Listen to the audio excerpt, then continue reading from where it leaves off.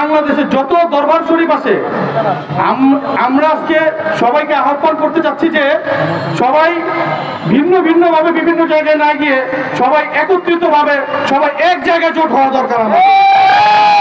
তরিকতপন্থী ছাত্র সংগঠন, তরিকতপন্থী যে ছাত্র সংগঠন আছে তাদেরকেও বলছি তারাও যাতে আমাদের সাথে সবাই যোগ দেয়। আমাদের যে ফাউন্ডেশন আছে তো সর্বজনীন তরিকত সুফি ফাউন্ডেশন বাংলাদেশ, এটার মধ্যে যদি সবাই থাকে, সর্বজনীন বলতে বোঝায় যে বৌদ্ধ, খ্রিস্টান, হিন্দু, মুসলমান যত জাতি আছে তারা সবাই এই ফাউন্ডেশনে যোগদান করতে পারে।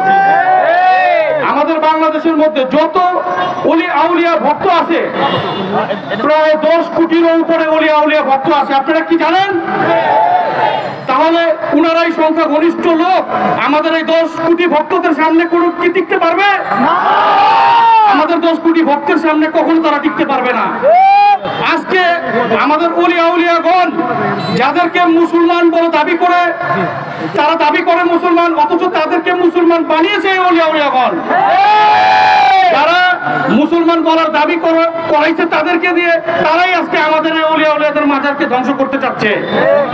আমরা তাদেরকে বলতে চাই যে সিংহর কানে আপনারা কখনো খোঁচাতে দিতে যাবেন না। সিংহ যদি জাগে তাহলে আপনারা এখান থেকে টের পাবেন না। সিংহ হচ্ছে আলী হায়দারি, মাওলা আলীর সিংহ। মাওলা আলীর সিংহ যদি একবার জাগে তাহলে এই ধরনের এজিদ বাহিনী আমাদের দেশে নিস্তার পাবে না। এই এজিদদেরকে প্রতিহত করার জন্য আসছি আমরা। আমাদের রাসূল পাক সাল্লাল্লাহু আলাইহি ওয়াসাল্লাম থেকে শুরু করে যত নবী রাসূল পয়গম্বরগণ আসছে তারা সবাই শান্তি প্রতিষ্ঠা করতে আসছে। আমরা সব সময় শান্তি প্রতিষ্ঠা করে চলছিলাম, অথচ আমাদের এই শান্তিকে ভঙ্গ করে দিচ্ছে তারা। তারা আমাদের এই শান্তিকে ভঙ্গ করে তারা কিভাবে শান্তিতে থাকে? শান্তি যদি তারা ভঙ্গ করে তাহলে আমরাও তাদেরকে শান্তিতে থাকতে দিব না। আপনারা কি সবাই আমাদের সাথে থাকতে একমত আছেন কি? আর বেশি কিছু বলে আমার বক্তব্য দীর্ঘায়িত করবো না। আপনি শান্তিতে নোবেল পুরস্কার পেয়েছেন। আমরা এই সভা থেকে আপনার কাছে প্রশ্ন ছুঁড়ে দিলাম, বিভিন্ন জেলায় মাজার ভাঙা হচ্ছে, সেখানে কি শান্তি প্রতিষ্ঠিত হচ্ছে?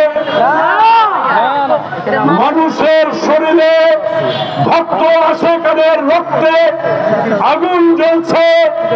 আপনি নোবেল পুরস্কার পেয়েছেন শান্তিতে।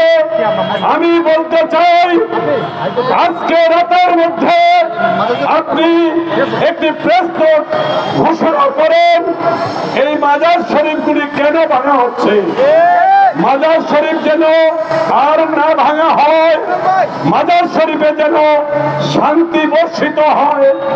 আপনার সেনাবাহিনী মাঠে আছে, আপনার পুলিশ বাহিনী মাঠে আছে, আপনার দপ্তর আছে।